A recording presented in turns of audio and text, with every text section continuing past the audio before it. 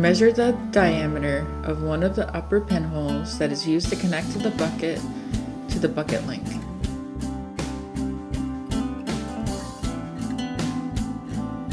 Measure the diameter of one of the lower pinholes that is used to connect the bucket to the bucket link. Measure the distance from the center of one of the upper center pinholes to the center of one of the lower outside pinholes.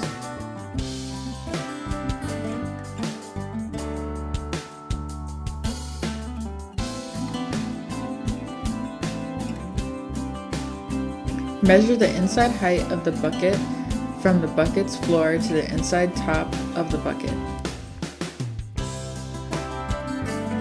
Measure the inside depth of the bucket by measuring from the deepest point in the bucket to a point along the center of the outside edge.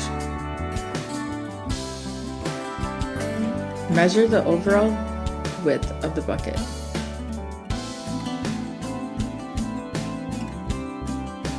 Measure the overall outside width of the bucket. Measure the overall outside height of the bucket.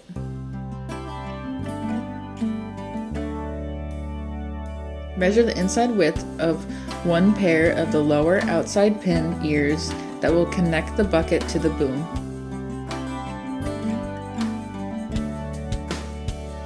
Measure the inside width of the upper center pin ears that will connect the bucket to the bucket link. Determine the pin boss width by measuring from the center of one of the lower outside pin ear pairs to the center of one of the other lower outside pin ear pairs.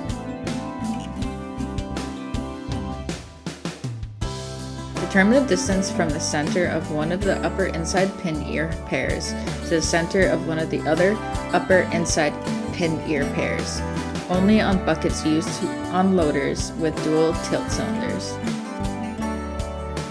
Measure the distance from the center of one of the upper center pinholes to the center of one of the lower outside pinholes.